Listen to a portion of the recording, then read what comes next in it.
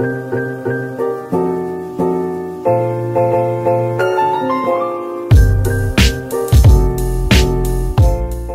guys! Welcome back to my channel. This is Roger Rafas. Matagal na yung nakapagawa na skincare content. For this vlog or for this content, we're gonna reviewing Hikari Skin Essentials. This is your Ultra White Premium Rejuvenating Set. Nakikita ko lang talaga siya on TikTok. And actually, I did purchase the sunscreen of them. Ito, nasa refrigerator lang. So this is the Ultra White Sunscreen. So it has UVA, UVB, SPF 50 PA, All4+. This is a gel cream type. So i-check ko lang din yung ingredients kung merong may titanium dioxide, merong zinc oxide. So okay siya.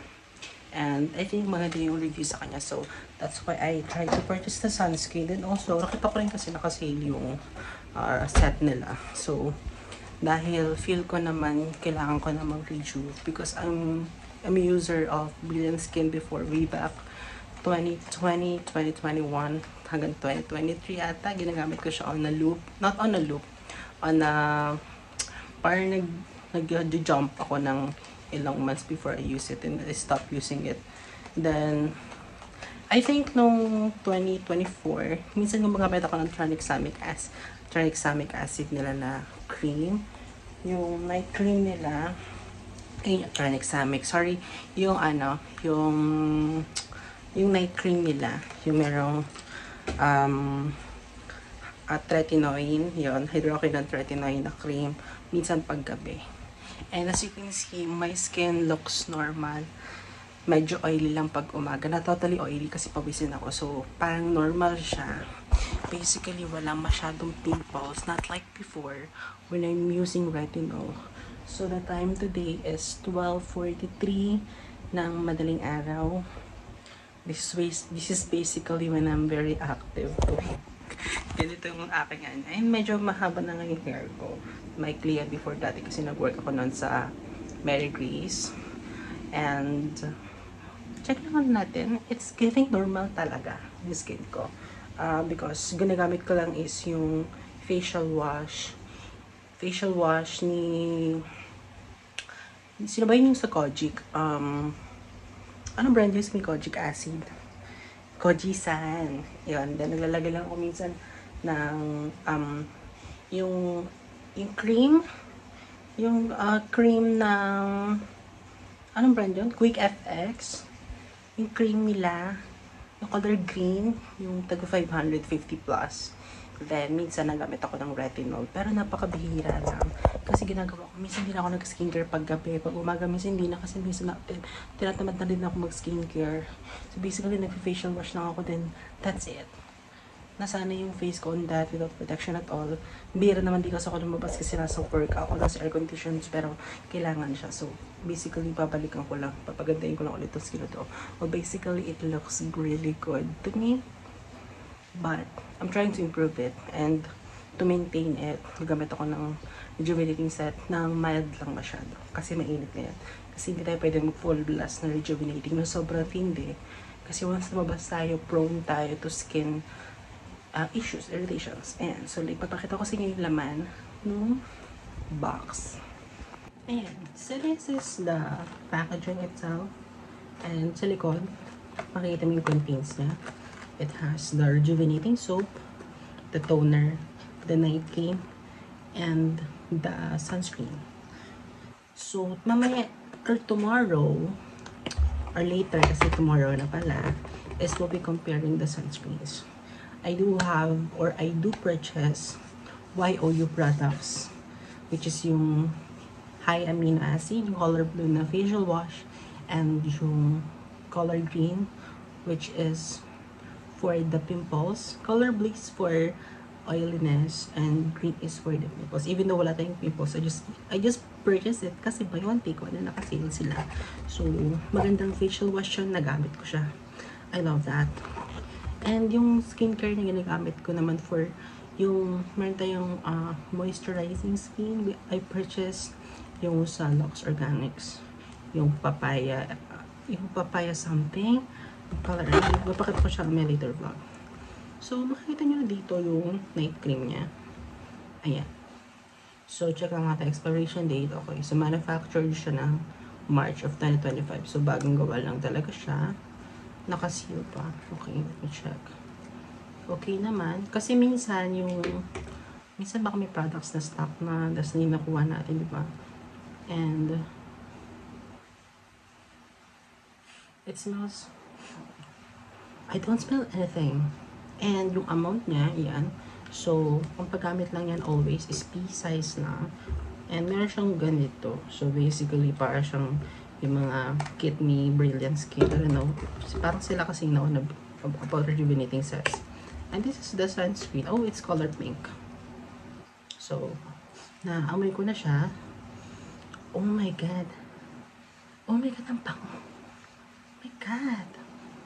A lot of skincare reviews. Meron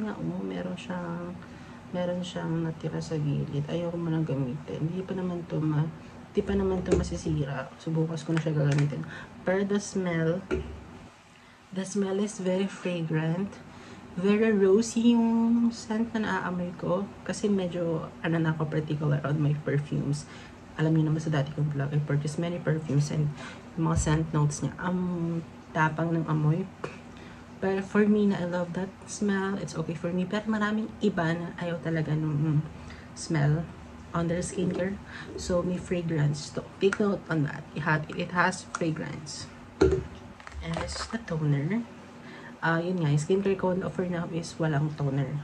So, I think this toner, let me check yung ingredients. It has aqua. Okay, basic lang yan. It's ethyl, may ethyl alcohol, okay? Alpha-arbutin, good to for whitening of the skin. It has kojic acid, dipalmitate nga. Medyo nag-ano lang yung sulat, hindi ko mabasa. Then, kojic acid, dipalmitate, okay? Lactic acid, okay? Niacinamide, our favorite ingredient. Mas na high up list siya. Good so. Okay. Meron siyang white mulberry, propane glycol extract. Centella asiatica. Check niyan. It has acetyl glucosamine. It has Abbey fragrance. So, nakalagay sa baba ng fragrance.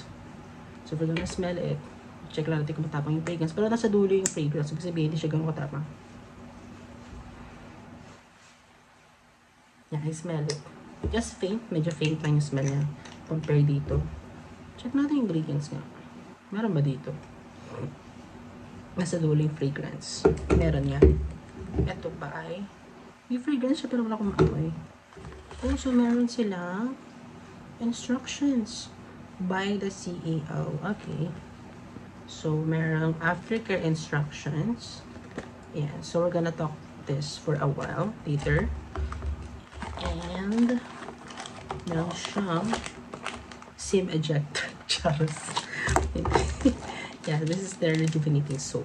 I've used yung soap nila before, which is nag-shining. I buy, parang nag-sale siya before, so I buy per. Ako na naman siya my skin. Kasi if you can see my skin, it's normal. Not too white, not too dark. It's kind of fair enough.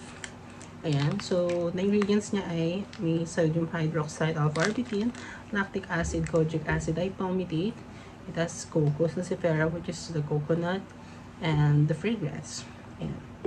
So, ito yung gagamitin natin facial sa panggabi. Yung smell niya. Okay. It has a very sweet note. May onting tapang, which is present si kojic acid. So, that's why ito yung color niya. Ayan. So, for aftercare instructions, bago tayo maligo for the night, yan sabi, make sure to do patch testing before using. This is very correct. Nilagay na lang sa panguna.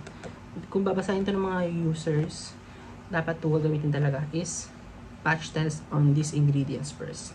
Pero dahil matapang ako, and hindi sensitive yung skin ko, kaya alam ko na hindi mag-ano yung skin ko kasi yung mga ingredients na nakalagay sa baba is I know that will work on my skin kasi nakapag-try na ako ng mga ganong ingredients. So, very informed ako sa ingredients na ilalagay ko on my face.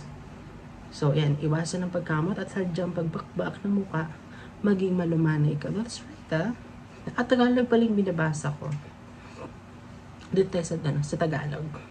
Kung sakaling mamula ang muka, Huwag araw-araw ang paggamit ng toner at cream. Ituloy ang routine kapag maayos na ang balat. I think dapat nilagyan nila dito yung yung gumamit pa rin ng sunscreen kahit mga tina, 'di ba? Kasi it's important eh.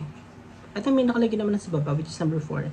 Lagi mag-apply ng sunscreen at iwasan direktang mabilad sa araw. Check. Yan. Huwag ibabad ang sabon sa mukha ng matagal. 15 seconds lang. That's right. Minsan kasi ginagawa na lang 30 seconds to 1 minute.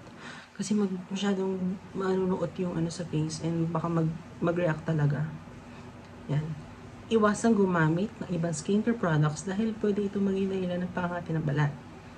Ito yung isa sa mga in-advise na kapag gumamit ng rejuvenating set, huwag nang gumamit ng ibang skincare. Well, basically not on my case because I'm trying various skincare and alam ko naman yung mga skincare na hindi dapat pagsamahin.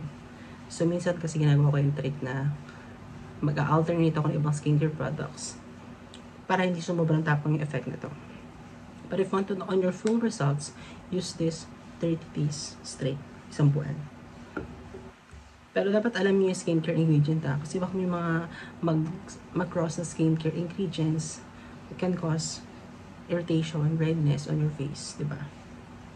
Yan, ito naman nakalagay, iwasan ang pagpa-facial o screen treatments habang mga rejuvenating set, same as using other skincare ingredients. Baka may gamitin yung mo nung sa facial treatment or facial na ingredients na hindi pwede isabay dun sa skincare ingredient na nasa rejuvenating set. Iwasan ang pagbabad sa sauna o sa mga may init na paliguan. Yeah, so dahil summer ngayon, hindi tayo masyado maglalabas. Kaya medyo mainit ngayon. So, iniwasan ko talaga sa loob lang tayo. So, if you're gonna lalabas, dapat iplanuhin nyo na sa gabi na onti lang ilagay o wag na kayo maglagay at ever nung night cream. Wag na maglagay. Para sure na tomorrow morning, kahit yung toner skip nyo na, only the sabon and sunscreen. Sa dulo, siguraduhin gumamit ng Hikari Ultra White Day Cream lalo na kapag nagbibilad sa init, habang nagluluto, o pang matagalang gamit ang cellphone or laptop ng matagal sa oras. Well, hindi naman na-proven yung test nung yung blue light on the phone can affect the screen. Pero yung mainit na environment or lalabas ka, mas lalo nang merong ultraviolet rays, which is can cause talaga kapag di ka nag-sunscreen. Ayan. So, doon sa baba, may special tip. Mag-iba man ang kulay ng creams dahil sa active acid ingredients ito, normal at safe pa rin itong gamitin. So, normal naman talaga yung discoloration. Minsan kasi, nasa proper storing siya ng skincare nyo. Kailangan sa room temp siya, or minsan medyo nasa malamig. Kaya minsan nalalagay ka sa ref. Kung gusto ng extreme peeling, tumingin ng paglagay ng night cream. Kung minimum peeling naman, gumamit ng toner every other day. Ayan, sa mga may tinatawag tayo na alternating. Ito yung ginagawa ko trick kung ayaw ka ng sobrang peeling. So, kung gagamit ako ng night cream, hindi ako gagamit ng toner sa gabi. Ang gagawin ko nun, night cream ngayon, bukas toner naman. Hindi naman ako mag-night cream. I will use other skincare ingredient, yung mga mild lang, to pair.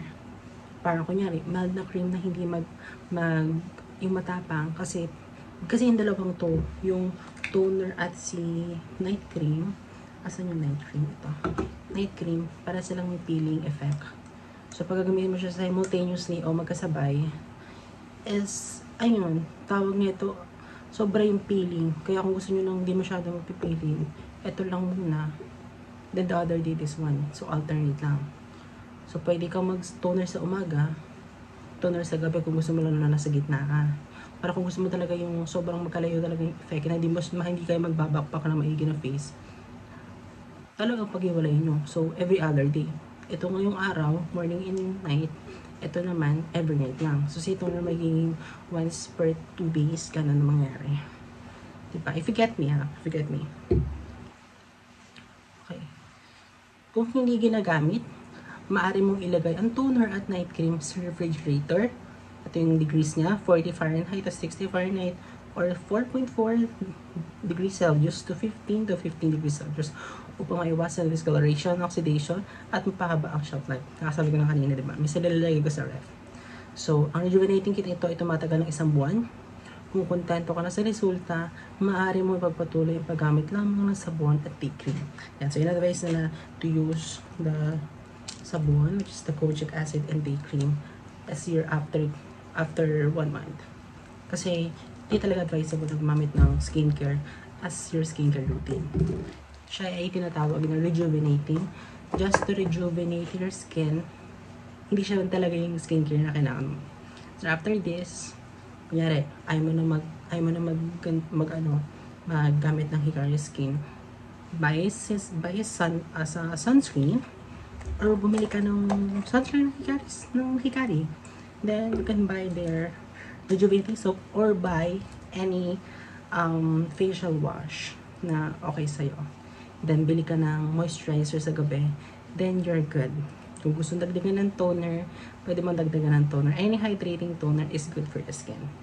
Ayun lang. So, maligo tayo. Nag-try natin yung night cream. And we will be observing this for a whole month. So, dahil April 1 ngayon, matatapos to na May 1. Ayan. See you later. Alam nyo kanina, dami ko na sinasabi. Hindi pala siya nag-stock yung iPhone ko. Gamit ko yung sa iPhone 12 Pro Max. Yun yung pang-vlog ko. And nasira siya. So, yun yung backstory. I-software update ko siya. And it keeps restarting. So, gusto ko talagang ipagawa siya. Pero, I don't have time. I don't have enough money, the resources to share everything. I don't have any. Meron naman akong Samsung here to use my phone. Bigyan ko siya vloggy camera. Kidding aside, or eto na. Natapos na ako maligo and apply tayo ng toner. Yung effect sa akin ng Kojic na soap, usually Kojic pag medyo dry yung skin mo. So before that kasi, gumamit mo ako ng mild cleanser to clean here, here. And I use Kojic to para nag-double cleanse ako. So, yun lang. Ginawa ko lang yun kasi feel ko. Then, pinabula ko na make yung sabon, apply on my face. And so, pag mag-apply ng toner is dab-dab lang only. And under eye, huwag masyado dito ilapit ko sa may sa may under eyes. Dito, naglalagay tayo. May nakasingit ng ilong.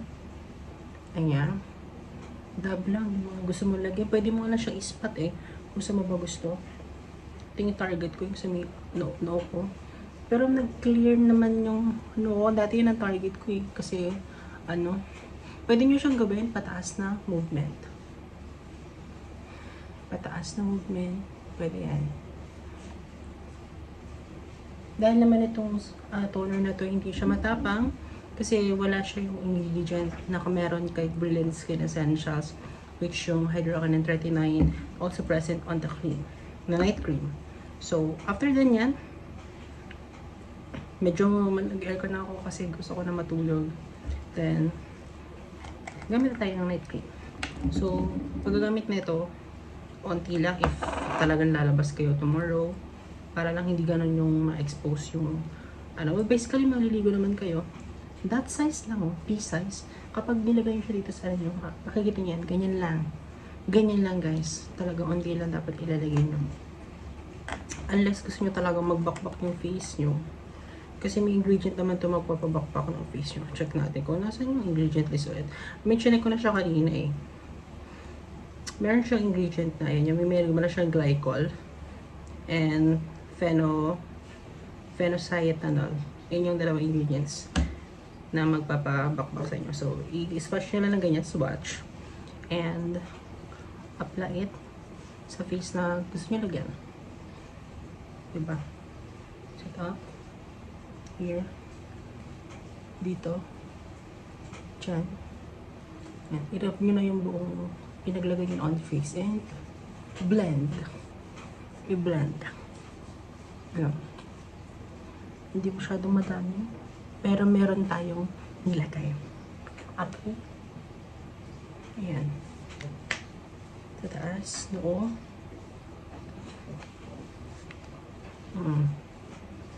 Okay. So, our night or day 1 is completed.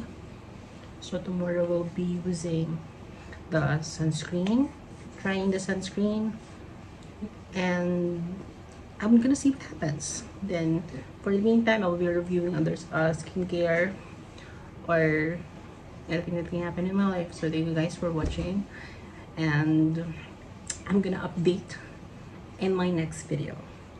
So this is just my initial thoughts, no? So yung next nating video is the reviews, yung parang journey. Ayan. So, and again, thank you guys for watching. And subscribe to my channel.